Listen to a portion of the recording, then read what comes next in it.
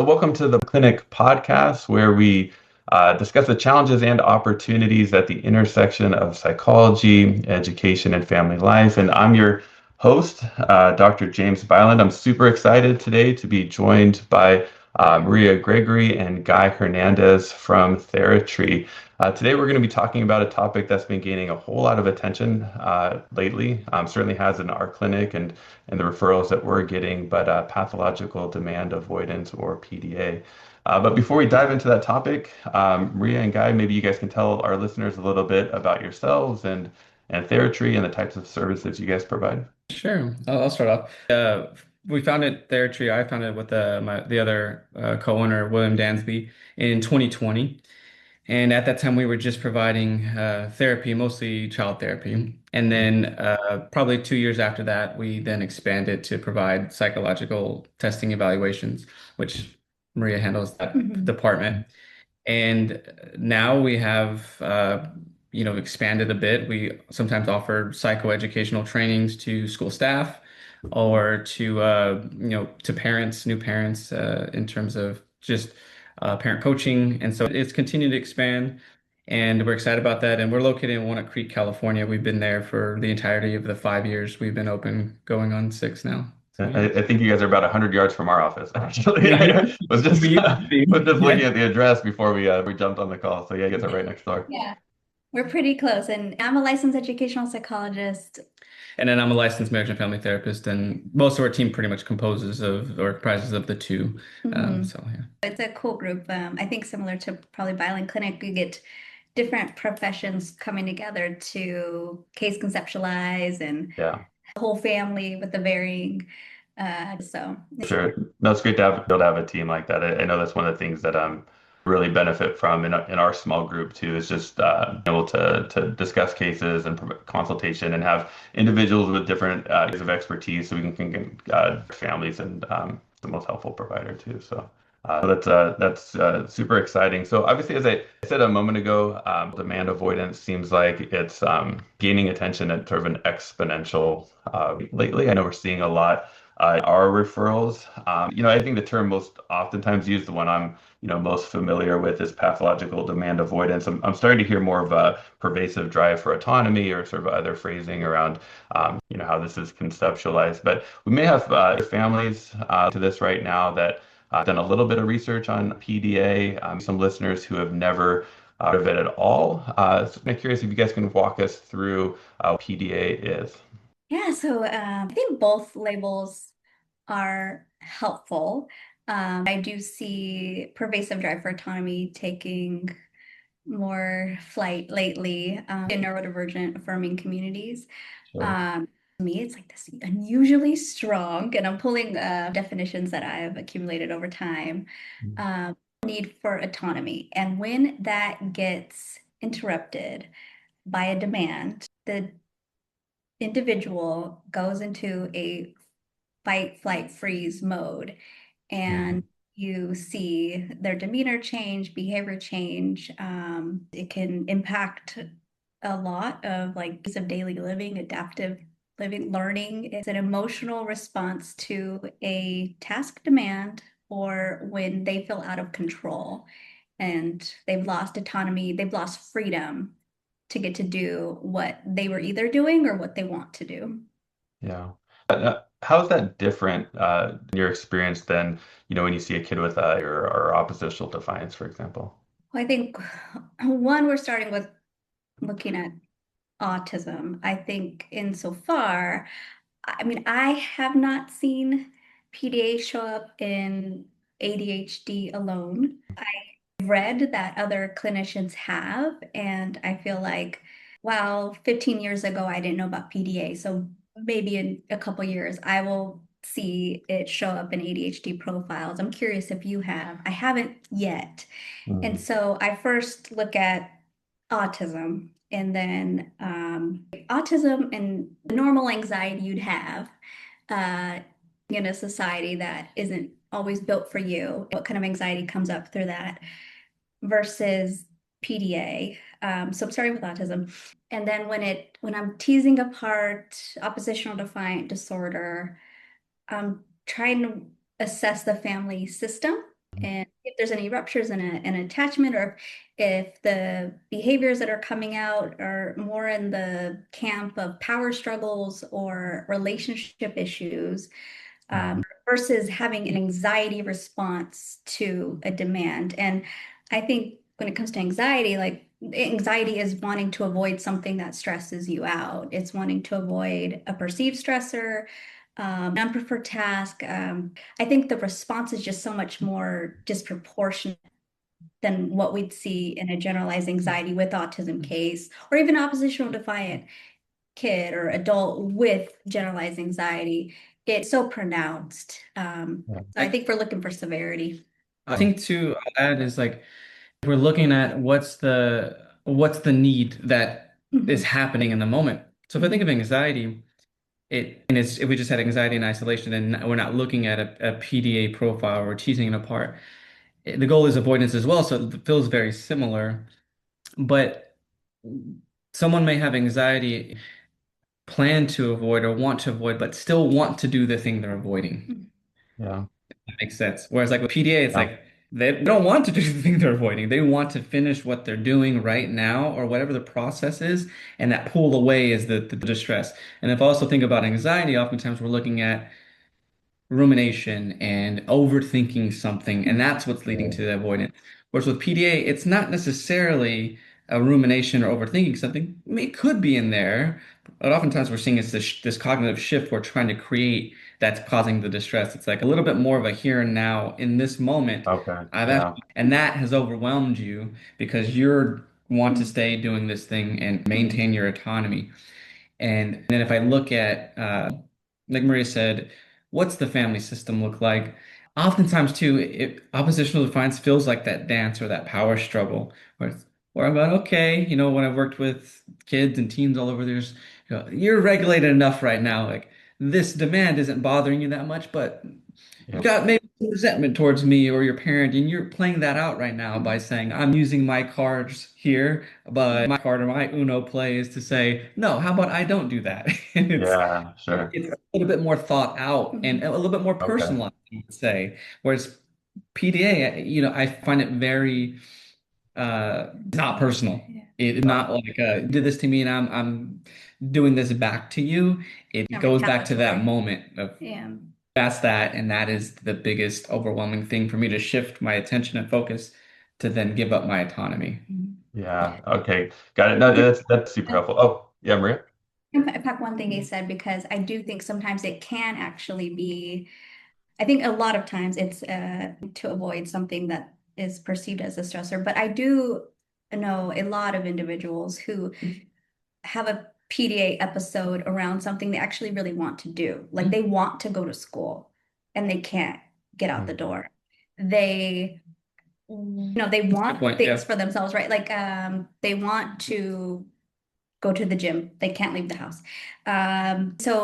Or have adults who are so bothered by their internal signal to use the bathroom, and it's like this demand that's popping up that it gets so irritated by internal signal, and it's not even that big of a deal, and they'll say that, but they just can't. Like it's so irritating to them. Yeah. Sometimes it is something they want to do That's that a good they point. panic around it, and they'll have a big response.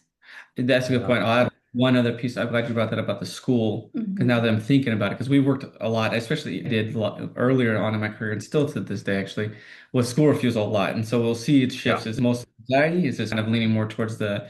Now that I think about it, if it was more the PDA, it was about avoiding the list of demands that were to come that day, the Mhm. constant Uh-huh. shifts in economy. But if I think of the other kind of more, I would say it's a weird word to use, but like the anxiety, kiddos I was working with, but that was like the main thing. It was mostly the rumination about an event going badly, where Mhm. I'm going to be embarrassed in front of Mhm. everybody, or I'm going to fail this test, or I don't know what to do at lunch because I lost my friend group.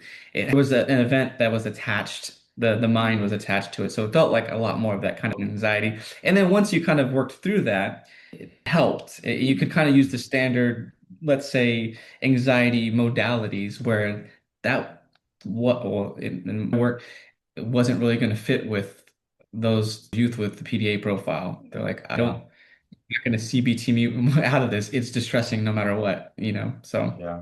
That's super that's super helpful in trying to uh, distinguish between those those different features and anxiety, and not trying to like generalize here, but sort of like future oriented, worry about something that might a consequence of something that might happen in the future, and oppositional defiance being sort of more regulated, more thought out, versus this PDA profile, which is very much in the moment and very dysregulated. Yes. Yeah, exactly. And I think another part too is like the demand. It can be so implicit that it's so subtle that can be the threat. And I think that's another part of what separates the severity and the trigger from Yeah. ODD and anxiety and PDA.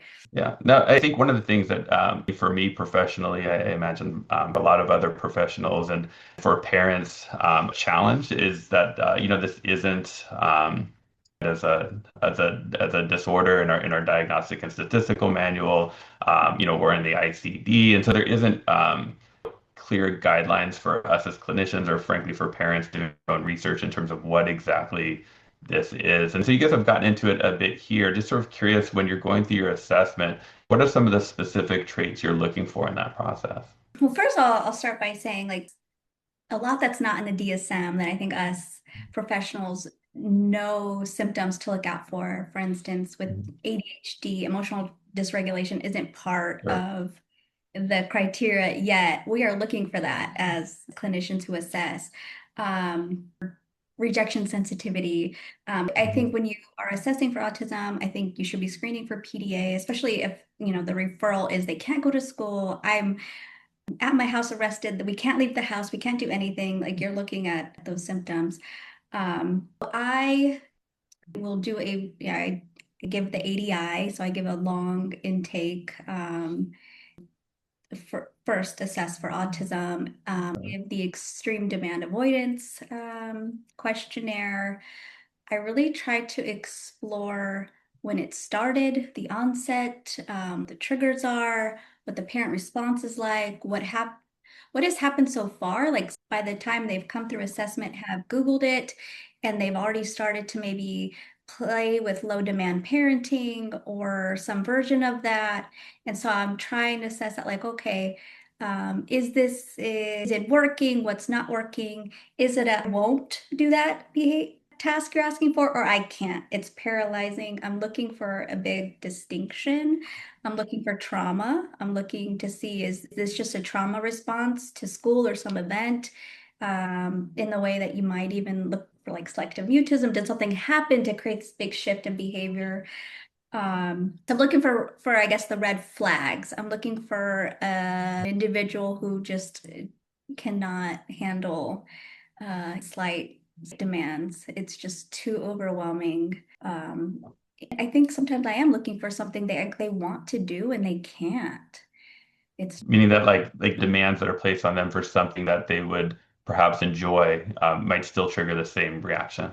Yeah, like I know kids and young adults who maybe want to draw or code, and they avoid it because they have some emotional response to starting. And it's different from just like executive function initiation paralysis episode. They're in panic around this thing they want to do and they just can't get going. Even again, going to like things like I knew this girl. If someone just asked her, "How was your day?" That was so debilitating because it was the pressure to perform and give a response Mhm. that she wasn't ready for. So wanting to avoid all of those types of conversation, I'm looking for that. What else would you I think you say? covered it pretty well. Yeah. Some of if we have, let's say, a young adult or maybe a later adolescent where they kind of, let's just say they coasted by through the school years. And then we kind of look back and go, well, were there signs that were happening? Well, what we'd see is more often why they're coming now is that we're seeing a bit more of a social isolation. So we're seeing avoidance in other ways from like layperson's point of view, you may just go, oh my, I've got like failure to launch kid. They're just struggling Yeah. to get to the, the next level of adulthood. But then that's like, oh, okay, hold on, there's a lot of social isolation going on here. And there is in general, I think, in generation that is in that cusp of adolescence to young adulthood.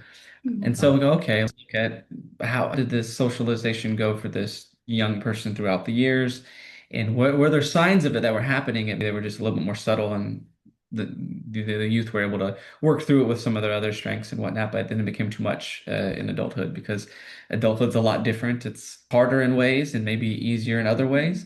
You have to Yeah. a lot more demands exist that are less Sure. predictable than with the school Yeah. years. So yeah. Now, Maria, something you said a couple times we've been talking is sort of when you're in PDA as part of an autism assessment, or you're sort of starting with an assessment of autism, and you mentioned ADHD, and I haven't seen it yet, but perhaps at some point. One thing that was by like in recent months is this sort of growing debate about whether PDA is a profile of individuals with autism or if PDA can exist outside of autism. And that was new to me, when I heard that a few months ago. And I'm just kind of curious if you guys have come across that and what's your take on it? I think I'm still open to that idea that it can exist. I just have not assessed a child that isn't autistic or autistic and ADHD with PDA. I Yeah. haven't just seen it in ADHD. See behaviors that mimic it in ADHD, but I think I can sort of break it down to executive functioning Hmm. dysfunction and Yeah. the stress or initiation. I mean, there's some level of anxiety or discomfort, but there's not the internal emotional response. I also don't see it in like toddlers. We see a lot of toddlers who have this demand avoidant response to interoceptive needs, signals around toileting, these kinds of things. They're strong-willed. They're not going. They have these fight or flight response. I don't see that in ADHD as much. I see, Yeah. your internal cues being off because of attention or focus or something, but not due to internal cues being a demand and this getting to the point of it being so emotional. So I haven't yet. What about you? I'm curious if you guys have seen it in Violin Clinic. Yeah.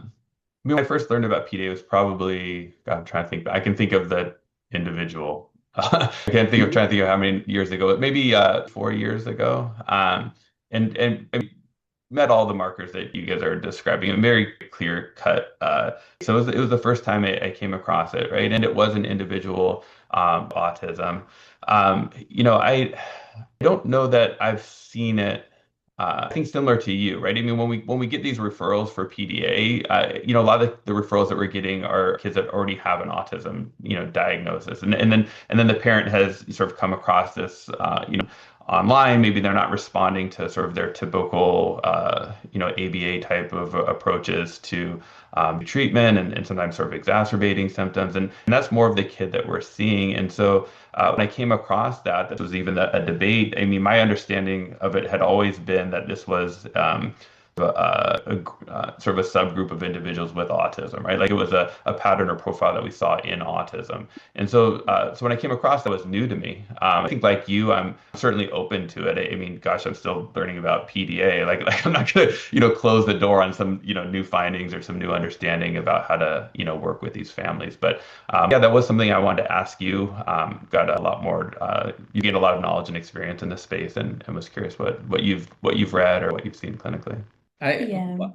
I'll admit this too is information's a lot more times anecdotal, just from my experience, where she's definitely done a lot more of the research of PDA. So my take on where this could go, because you kind of don't know how, let's just say, the community will expand this definition. That's Yeah. true.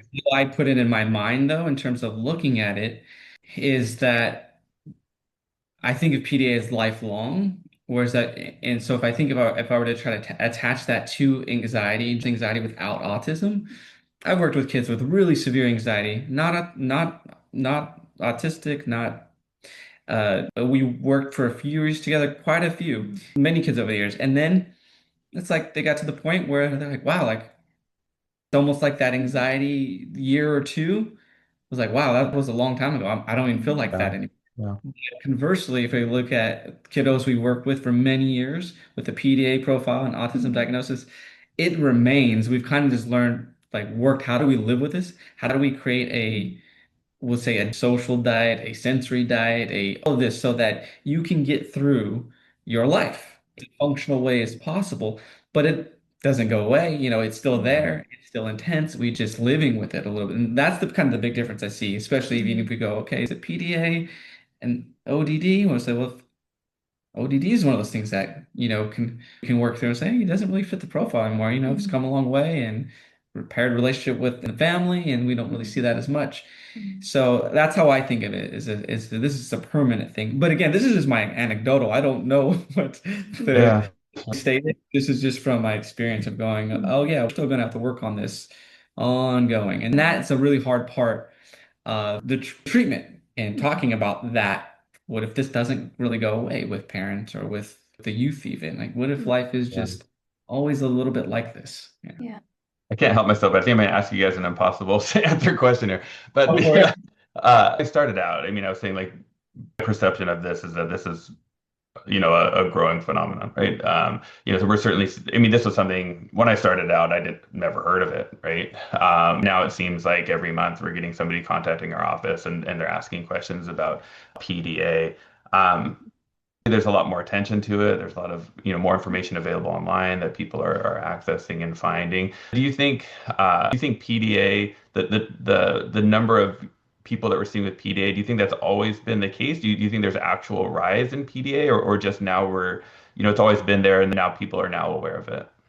I think the latter. I think that when I think back to when I was a school psychologist, before I was assessing privately, I can think about children years ago that definitely fit the PDA profile well Yeah. before I knew about it. And I mean, there's a exhaustive research in the UK, Australia, that it's been live and well for decades. I think that the United States is just growing hip to it. And I think there's just more information out there. I mean, I've seen like clients have sent TikToks on it, like there's just so much out there.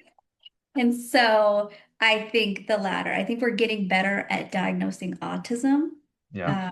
Uh, and I think that we're learning how to screen for this better too.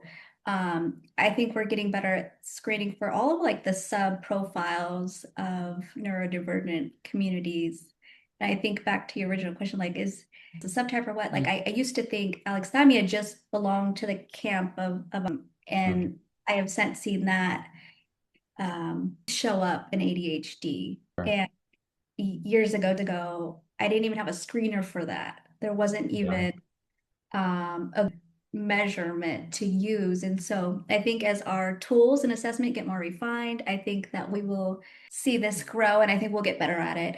But Yeah. Yeah, overall, I would agree with Maria's position. I think in my line of work, since I do a lot of the ongoing parent coaching and have done that for a while now, is the history of what has expectations or what have expectations look like in the home in general over the mm, Yeah. course of the child's life. Because I've definitely been in some situations where there wasn't really an expectation for chores, for homework, or too much of a push on the child pushing themselves to overcome something and good task.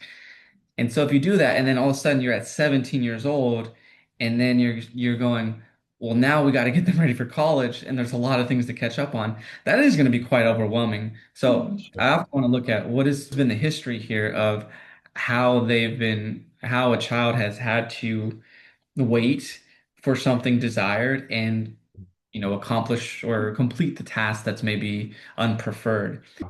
So that's something for me to tease apart a little bit, sometimes, yeah, it's like, okay, yeah, they tried for years and it was always just big meltdowns. I go, okay, well, the red flag of PDA, that's Sure. whereas I've definitely also worked with parents and I understand this, like parenting from a place of they're feeling badly, like you're hurting your child because you've seen them get upset when you went to impose a limit. mm, And there's a Mhm. thing there, mm, Yeah. I understand that, and we also know children need limits. So that's always a part I'm like trying to figure out what a parent's relationship is with limits and challenges and opportunities for resilience building. Yeah. Yeah. Yeah, really sussing out the approach. Because if I'm thinking about it, playing devil's advocate, I think I've had a lot of referrals or assessments or IEs for parents who thought their children had a PDA profile, and it's not quite PDA, but Hmm. maybe a parenting approach that's been permissive, and then so like they're having a really hard time at school because school is where they get demands. Yeah. And so I think there's a generation maybe change too. And so Sure. Yeah. both are true. And as parents go online and Google, and I get this from a lot of parents, like, none of the things are working. And then they find PDA somehow. Yeah, it's sort of an interesting dynamic, right? Because like on one hand, like professionally, like I mean, like you said, this has been research being done in the UK for several decades, or well, several probably, but decades now, right? And here in the US, at least professionally, it's not new. But then we have this explosion of information available for anybody to sort of access and in whatever way sort of fits their situation. So I'm kind of curious what I guess both. For professionals as well as for parents? Like, what do you see as being some of the, sort of misunderstandings or misconceptions around PDA? I'll start with the school, because I feel like that's a lot of what we do too. So when we provide IEs or we assess privately and then we help parents in the schools, I think one misconception is a knee-jerk blame on the parents that they don't have boundaries in place or they're being too permissive.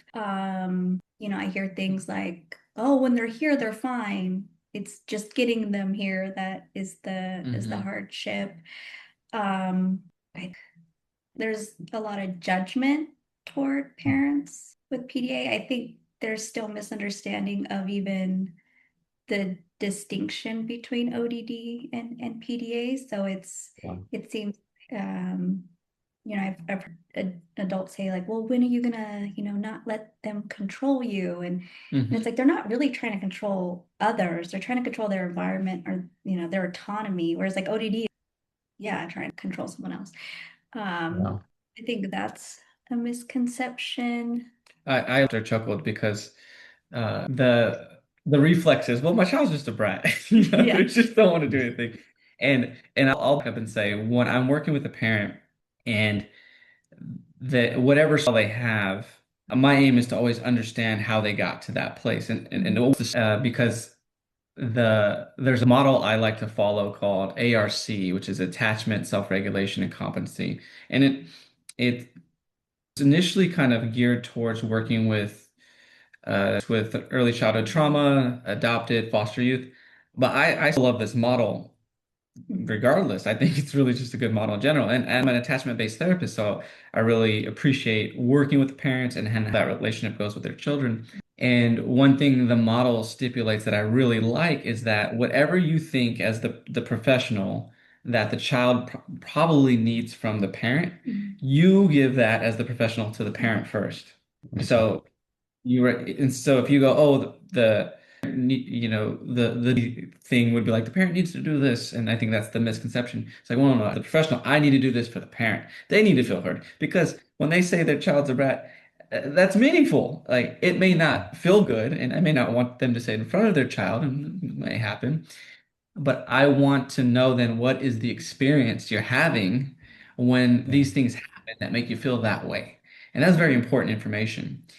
And so I chuckle because it is part of it. It's part of the game of going, yeah, yeah, totally. And that's kind of a little bit of the battle is the information that comes out on PDA and then everyone's preconceived notions on or Yeah. disagreements about what behavior means. The school may say this is our, well, this is our take, and they may say, well, the parents need to do more. And Maria said, I think oftentimes it's unfair and that they're not having the backstory, but I get it. They're coming from the school's Yeah. perspective. The parent then also has their ideas of what this means because they're just trying to understand it for themselves. Yeah. What do we do as parents? We look at our children, oh, when I was that age, I just had to eat my vegetables, right? Or I just had to pick up my stuff and Sure. never quite know, right, the other person's really experiencing. We're all, to a certain degree, we're just operating from our framework all the time. Yeah. Right. Right. Default. Exactly. So, Yeah. I think another one is all children, all humans just respond to operant and classical conditioning. And if we just Right. treat individuals with roles, that we should see behavior change. And that's not always true in PDA cases. And so I think that's a misconception too, that parents and educators want to stick to those core behavioral theories and it play out. And then I think going back to again parent blame or also two sides parent blame. I think sometimes schools go like, is parents just really accommodating them when really the kid is they're just responding to their child's stress response and trying to co-regulate with them all the time, and it's exhausting for parents. I know Oh, many yeah. parents had to stop working or reduce work because of Yeah. the presentation. And there's the other side of the parent, or like the parent comes in and is like, well, they're 8 years old. Should they still be right outside my door when I'm, trying to get ready? It's like they still need a body double at that age. Yeah. And fatigue shift that can be hard for parents. The misconception that age has these expectations, but not Right. always an autistic child. And then to play devil's advocate, I think that when I meet with parents sometimes who have said, okay, I've done all the low demand parenting things, they've actually maybe done no demand parenting instead of low demand parenting. And so they need a lot of support too in sort of refining what the best support looks like. Yeah. Well, and actually, I think that's a great place for us to go now too, right? So, so we've identified a kid with this PDA profile. How does the therapy and coaching look like, and how might that, treating, maybe, autism alone or an anxiety disorder alone? I probably take a more formulaic approach. I want is that parenting has to be part of it. I know you probably experience this too. A lot of parents come to you and they want individual therapy for their kid, but have to be involved, whether it's a family therapy Yeah. approach or coaching with the child seeing individual therapists. And at TheraTree, we often do I'll do parent coaching and someone will see the child. Sometimes though the children can't even leave the house. So, like we start with the parents. Mhm. And we start on educating them, and we start on a low demand approach using declarative language. I pull from the Dr. Ross Green CPS model, where I'm trying to strategically show them how to prioritize demands and let go of some things that can be a later thing, like we're just working on one thing at a time. I help them with the schools. I would say, I guess you could touch on the kid, like I on the parents a lot Mhm. more, and I help them sort of, I guess, give themselves permission to parent differently. I think that's like the first part of it is like you do have a tricky child. I know this is exhausting, like holding space for them because it's oftentimes no one's really seen or heard that. Um, and I spent a lot of time coaching parents on just relational safety and Mhm. to maintain relational safety with their child, to not impose their wants and needs all the time, but sort of to meet them where they are. And I keep it, I'm very transparent. It's like, this is going to be a long journey. This isn't going to be 6 sessions or, you're not going to wave a magic wand. This is going to take time. And so being really transparent about how therapy may not feel tangible in the way that like maybe a diet feels. You can step on a scale and see that you've like these little micro moments of progress are going to be not as overtly in your face and but stick with it. So really trying to build commitment around the parent side of things, I think is my yeah, I mean, it's our Any, own. Go ahead, Mhm. Dr. Bowden. Oh, no, I was gonna say too. I mean, and obviously want to get into what the individual child therapy looks like too. But Maria, you've mentioned but earlier co-regulation or just a moment ago around relational safety, and can you tell us just for the parents that might not be familiar with what those terms mean, what it is that you're referring to, and why are those things so important for kids with PDA?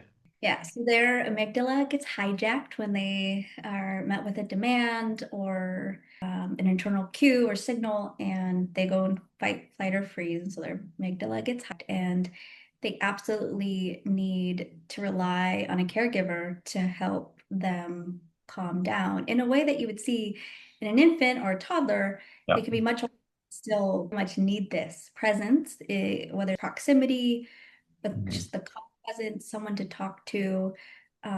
Their regulation system is very fragile, and so co-regulating is often a big part of supporting that, So and just they're almost like syncing with the parent's nervous system. So if if the parent is in a calm, regulated state, like we might with a crying infant, right, holding and rocking a baby, their heart rhythm matches our heart rhythm, their breath rate. But being that presence that then allows them to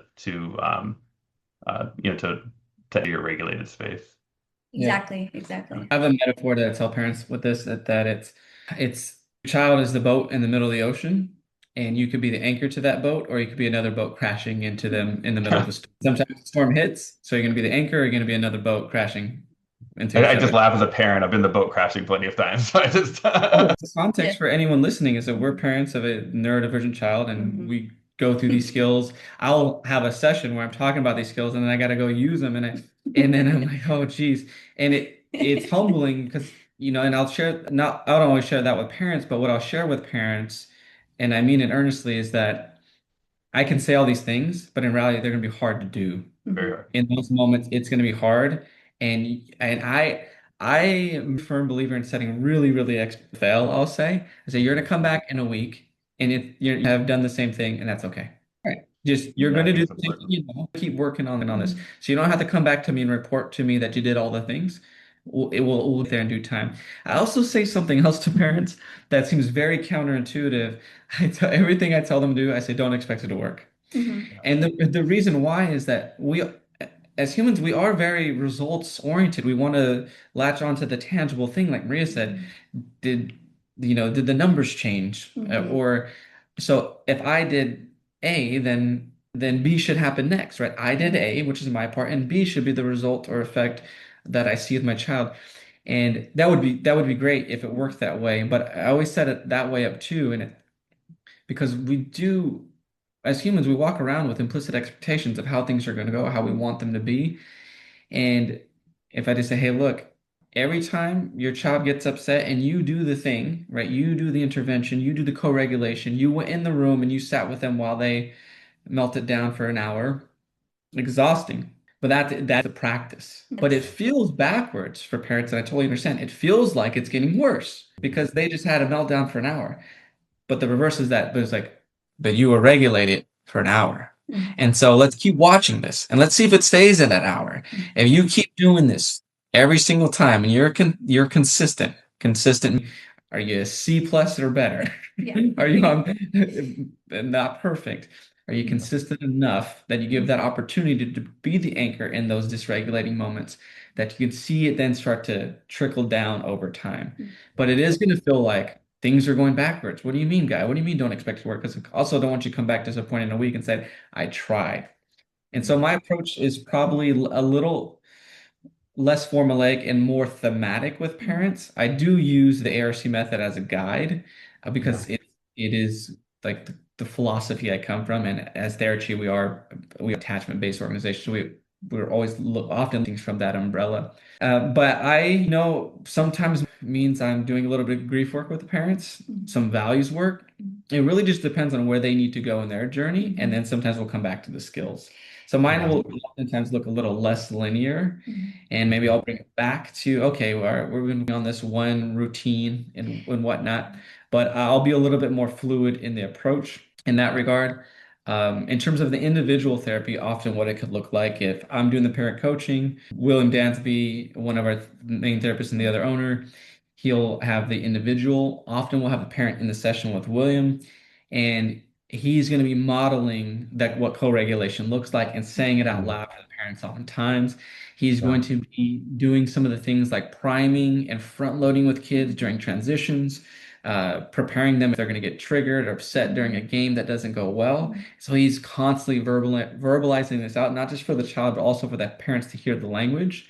And Yeah. then if the child's dysregulate, the will goes into modeling co-regulation. It's like, all right, be here. And Yeah. again, it feels like if things go upward, it feels like in terms of escalating, a child melts down and kind of loses it. It feels like regression. And it could be, but it is not always. So my reframe is oftentimes if we're doing the skills and we're all regulated as best as we can be, this is what we call practice. Yeah. This Yeah. is and learning. This is going to the gym. So that anytime you go and regulate your child, you took them to the gym. You Yeah. took Strengthening their capacity to And that's building relational safety Mhm. is that work and effort at helping the client feel safe. And I think building relationship safety with the parents often looks like you're helping them co-regulate through their grief, yeah. through their stress, Yeah. panic, pressure that they have from their jobs or the school or something. And so you're modeling co-regulation for them. That it's going to be okay. Yeah, for sure. No, I mean they're yeah, I mean I always have so much empathy for parents of kids with neurodevelopmental disabilities and particular, kid with autism and a PDA profile. And you mentioned, parents having to take, time off work or leave their jobs and this day in and day out and a lot of, conflict and disruption in the home and then on top of that you may be sort of fighting with the school system to try to get, services in place, for your kid at school. And I'm kind of curious, and Maria, it sounds like you've, obviously worked in schools, school psychologist, educational psychologist. What are some of the misconceptions, misunderstandings you're seeing kind of on the school side and supporting kids with PDA? Well, I think still trying to, I mean, school, not all, but some schools are still very much learning how to adopt positive behavioral interventions. And I think Yeah. some schools have got really good at that, but those don't work. And so they're hanging on to those as, well, I was trained and I feel for these educators as well. They go to all these trainings, receive all this guidance on behavior intervention plans and what to do and how to extinguish behaviors. And a lot of these theories don't apply for these PDA kids. And so I think the misconception at the school sometimes is still, well, if I do these things that I've been trained to do, the kid will do what I want. And I think some kids start to, but I think they're masking and then they go home and they're a mess. So there's just not a ton of training. And then I think to start with just working with neurodivergent kids in general, I wish there were better supported programs to help every teacher just launch into their career and know a ton more. And then just sort of unconditioning the framework of applied behavioral analysis to a child with PDA, I think is one. Yeah, I think a lot of the interventions are more into that classical conditioning. All right, they get here, you get the reward, or don't come and you have the punishment or something or the consequence. And the reward is And a stressor. yeah. And I think and I and I think Don't yeah. fix them. Well, I think there's a time it's all and I think there's a time and place for all that too. I'm not saying completely remove these things necessarily, but solely relying on them, it's just going to be a motivator. And it's just a lot more nuanced. And I think that's what gets tricky with schools is every school's going to be different in how it operates, who's the staff, just like any family, and also what resources they have. I do think it takes, it's going to take a few really, really like at a specific place to be able to really do this well, or just be trained up enough. And then also, right, saying this humbly, and then have the capacity in their day to be able to do this individually with however many PDA profile children are in that school. Because both of us, actually a lot of TheraTree, a lot of us essentially have worked at the intersection of schools and mental health because a lot of us were ERMS providers, which is the mental health counseling piece for kids with special education. So it gets really tricky. It's like, what are resources at school? But when we did a training this year, We did Will and I and another one of our clinicians, Sarah Lapicola, we did a training for a private school on ADHD, supporting ADHD in the school. I know I'm veering a little bit, but my whole point is that in a little bit of psychoeducation in one day could go a long way. If you like some slight shifts can just make a world difference. We just talked about just the importance of really helping prime set up kids for transitions. I was like, if you guys do this and you rehearse it and you make this a really concrete and predictable process, it could help a ton. And it's not going to fix everything, but just a little bit of psycho ed and practice, it could go a long way. And if it's not all the way, it could still be beneficial. Yeah, well, like, Bria, you're saying too, I mean, so much attention has been given the last 20 years in schools around, and supports. And then when you think about, you know, sort of standard and autism treatment, 90% of those treatments are rooted in ABA, right? And so, I mean, it seemed like this is really a major shift for not just in schools, but just providers generally, or even, what, parents have been taught through their in-home ABA providers and so forth. So, when we're making that shift and, Guy, you're mentioning like, oh, here's, if we can just make this shift around transitions, for example, like what are some of the things that, maybe not, principles of behaviorism altogether, but what are some of those shifts that, in schools that may be helpful for kids with this profile? I think offering more choices can help transitions or expectations, just offering more choices, or almost putting, if we're talking about children, the child in a position where they think they have autonomy over their choice, but you're just coaching it in a way that you're giving them like two solid options and they could choose. You're turning into more playful ways, like should we tiptoe or should we tiptoe into the classroom or hop on our left foot into the classroom, like just making it more fun could help. I think Jump in if you have a pause. Yeah. For when I would do some of the parent, I didn't know if you said school specifically on that question, Dr. Ballin, or if it just meant in general. Well, I mean, it applies to both, so. Yeah, good point. I'd say making things a lot more concrete.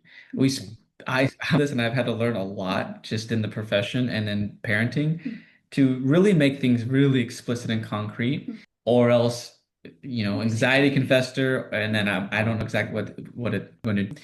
And with parenting, one of the strategies I talk about making things concrete is there's a power struggle. Brush your teeth.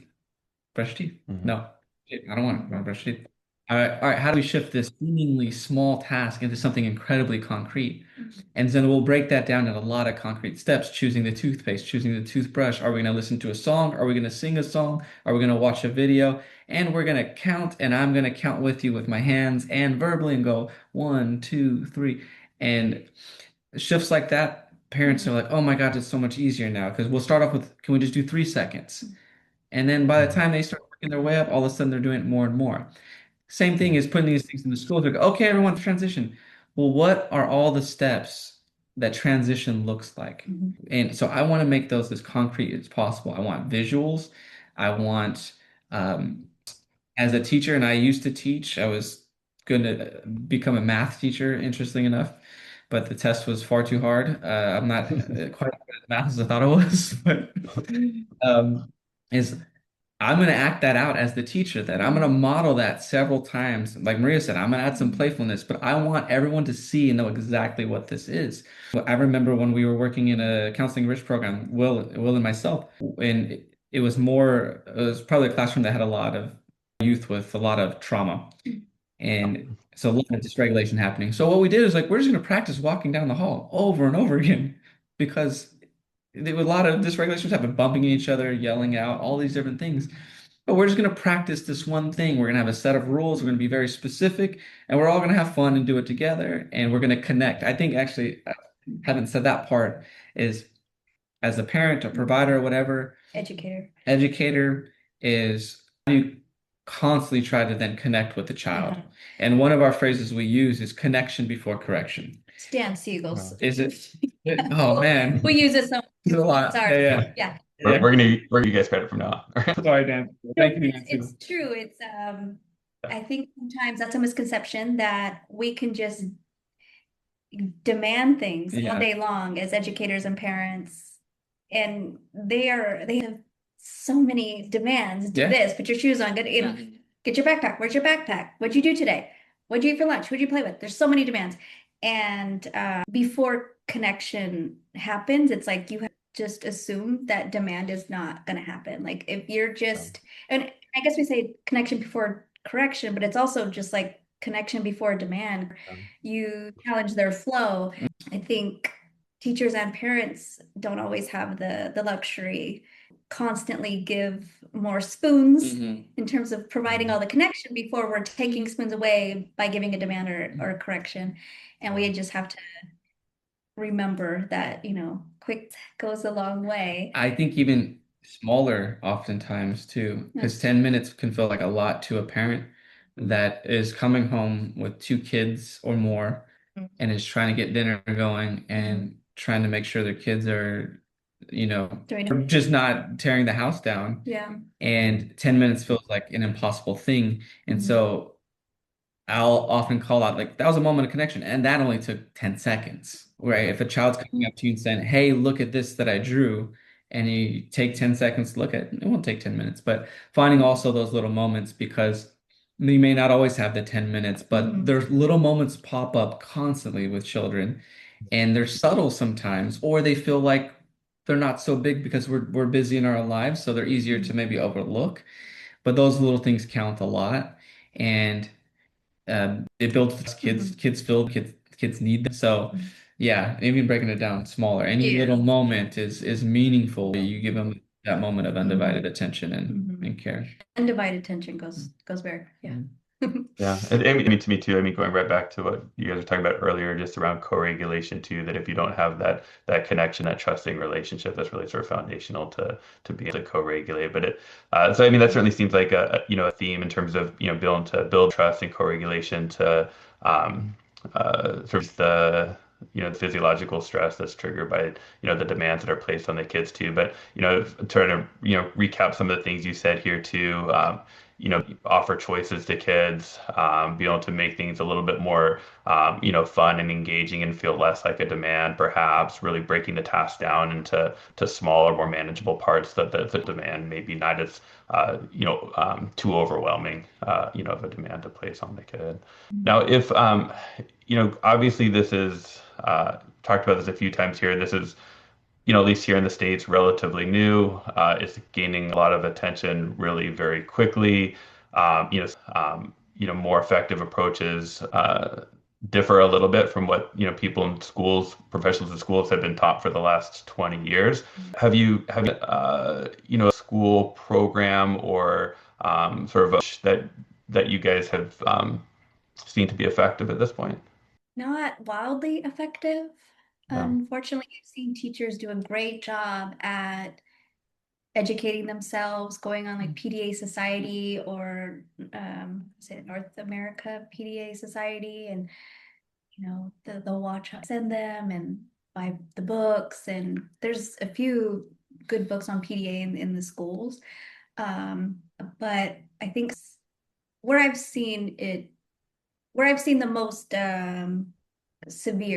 severe cases of PDA get better or improve is when the child is in an alternative placement with a high, where it's focused on social emotional development. There's a high adult to child ratio, and so there's more chances for co-regulation, but not so much in a broad general comprehensive campus with maybe a resource model.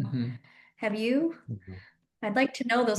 No, I know. I mean, I'm asking for people listening, but honestly, I'm asking for myself too. I mean, I'm trying to phrase this too. I mean, it's have situations where, as much as we want to be able to support the kid in a typical school setting and acknowledging all the potential benefits of that, sometimes the needs of the kid, are beyond the numbering of staff there to be able to support them, to be able to support them effectively. I mean, we come,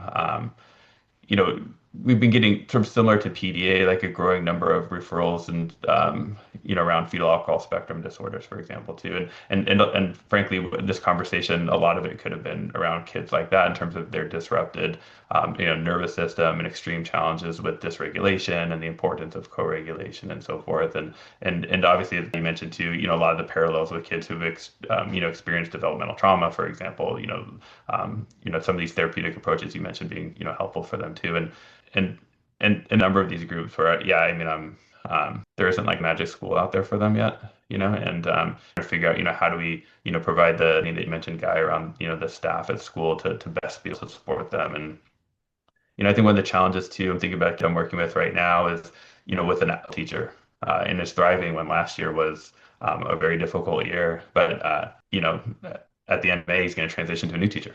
And and it's kind of starting from scratch again, and we don't even know, what's that potentially like. So, I certainly appreciate the work you guys are doing and trying to raise awareness and provide training to schools and staff, around this.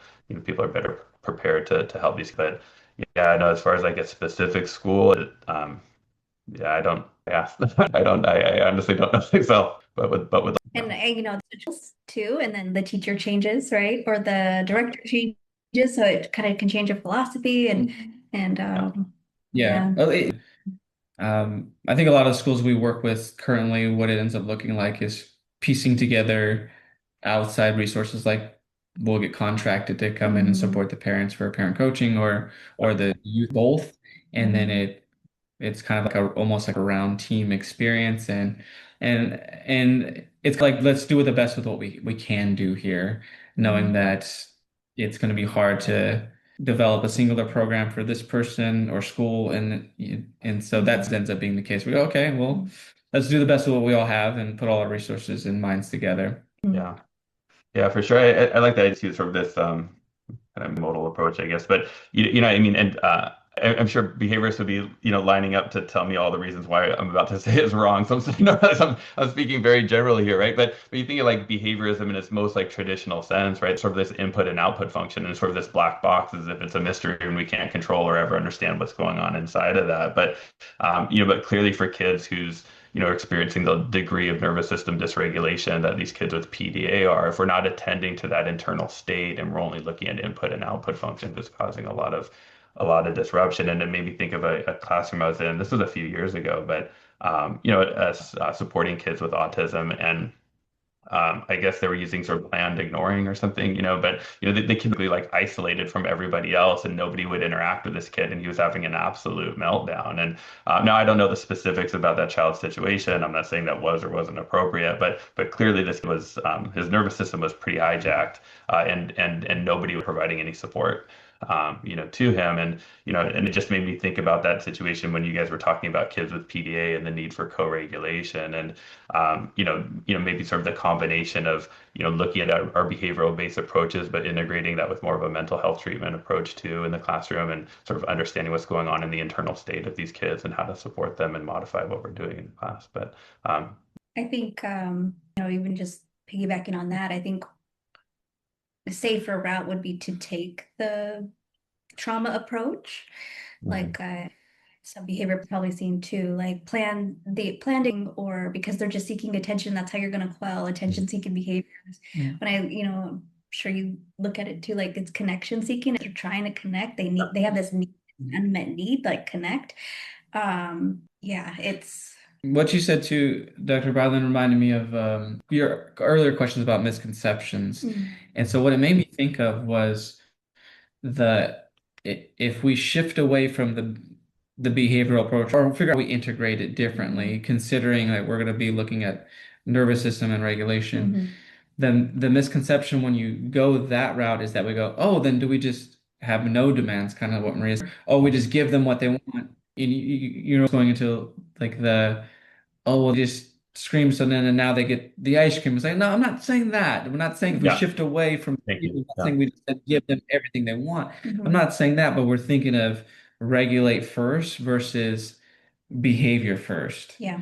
yeah, And in years together in our work, we've seen countless of examples where the input output kind of true kind of I'm not saying broadly across the board, but we have examples where kids have gone through that, and it's been really traumatizing because they were really dysregulated, and that behavioral demand of, well, we can't do this until you say it nicely, and versus like, let's just regulate. We don't need to have the battle right now, and then Yeah. the regular, just open up. But yeah, we've seen a lot of examples, and again, we figure out how to integrate it differently. I'm not letting go of saying we're not having any demands or challenges, but we want to help these kids work through them or navigate them in a way that is sustainable in life. I mean, that's our not to remove them. And part two, I'd say sometimes the misconception or what ends up in schools, and I think it's with the best intention is the room, yeah, is they remove everything then, and they keep the bar low in the bar of expectation. But what still is lacking is that how we teach this kid to regulate in the midst of an expectation, a challenge, a demand. And I get it, we can start small, but if we just keep lowering it, the kid is not necessarily just going to all of a sudden overcome because those skills are still missing and need strengthening and practice. And so that part, and I get it, we reflexively just go, they're having a hard time getting here. Let's make it easier for them to get here. Makes total sense. All day. It makes total sense. I get it. And it still misses the kind of core skill. That never failed to meet an IB goal. Do the things they want to go to PE, they want to do math, right? And the anxiety takes them and they can't. And so I think it is maybe just easier. And I do think it comes from a good place. Schools go, I think schools immediately go, well, they don't have capacity. So like, let's just drop this demand. And I think that goes back to like the parenting when I said they kind of confuse demand parenting with no demand parenting. So schools can take the same approach sometimes, or give them a modified day, or they don't even have to come for longer than an hour. Like I don't think we yet. Yeah, for sure. No, I really, Guy and Maria. I mean, it's a really excellent point, right? That we're talking, low demand, no demand, and be able to set an appropriate demand and help them to be able to achieve it, right? Help them to be able to enter a regulated state so they can actually achieve it. Because, I talk about this too, even just anytime we're doing sort of like first then, right? Like if we're placing, inside of them to be able to achieve, but they don't have the skills to be able to complete the task to be able to do it, all it's going to do is create, far more frustration, and behaviors that we don't want to see. So I appreciate that, right? Being able to calibrate the demands at an appropriate level so that we're making progress. We're learning how to cope with demands being placed on us, but learning how to do that through self-regulation so that can do that successfully and not just continue lowering the bar because this is like we talked about earlier. I mean, the challenges that it places on parents, how disruptive it can be to the functioning of the child and life outcomes if they don't learn how to sort of be able to cope with some of these demands and be able to improve their capacity to do it. So, well, I don't know if there's any other final thoughts that you guys have on the topic or things that we didn't cover. Yeah, I'll throw one misconception actually got me thinking of all these things is that rewards and consequences don't teach regulation. They're necessary. They're necessary to consequences in life and rewards in the relationship between if we do certain things, we get a certain outcome, natural consequences, things of that nature. They have their time and place, but getting stuck in a do this, come remember, then you can have the thing, you have the thing. The pressure. When the moment really is about I'm still dysregulated. So the reward's not innately going to then teach someone how to regulate, just as the consequence will. And so again, I get why we all fall into this trap or can fall into this trap. Then you start threatening the consequence. The consequence could be the consequence regardless, whether you threaten or not. Maybe it is just the consequence. But us saying it, whether it's a parent, teacher, whomever, coach, it's still not going to teach the skills to regulate. You can keep the consequence. I'm not saying get rid of the consequence. You can keep it, but me saying, well, then you're not going to go there and thinking they're going to go, okay, now I'm going to go there. If this is like PDA, the skill, the missing skill and thing that we still got to work on is regulation. And so, but again, I totally get why people fall into those. It feels tangible for us to dole these. It's not the worst thing to remind people of what's in store for them with their decisions, totally. But and then we still got to work on regulation. Yeah, no, for sure. Any other final thoughts?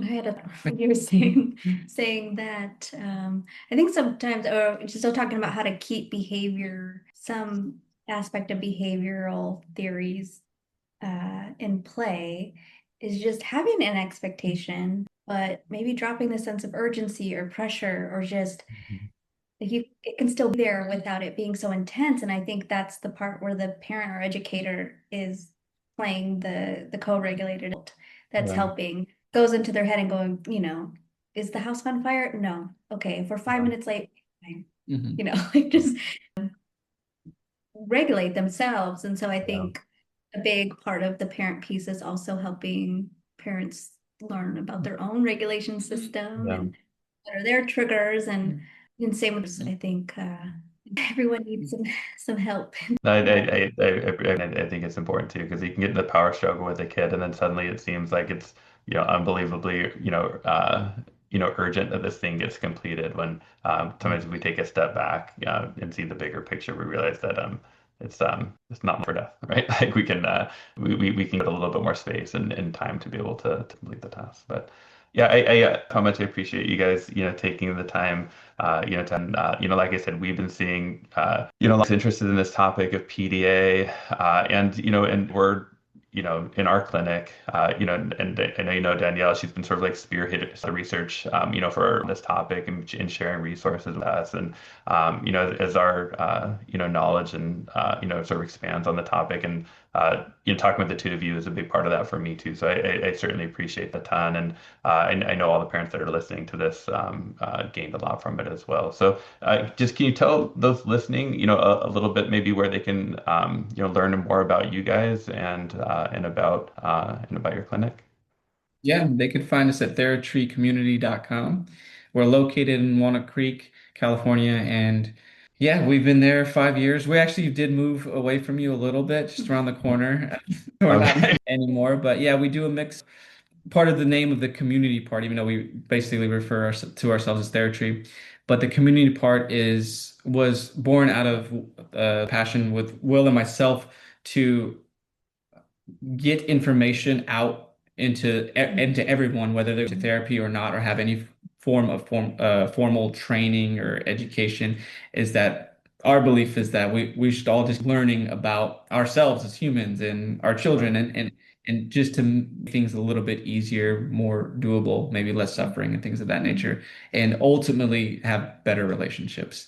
Yeah. So that's the community part. Our community spiel part is that's why we like doing things like this. So we really appreciate you inviting us and having us on, because that is part of what we like to do, is get out some information. So Yeah, for sure. No, yeah, no, thank you for doing it. And I know, at our clinic, we certainly share you guys as a resource to our families, and really appreciate the work you guys have been doing over the last 5 years. It's fantastic.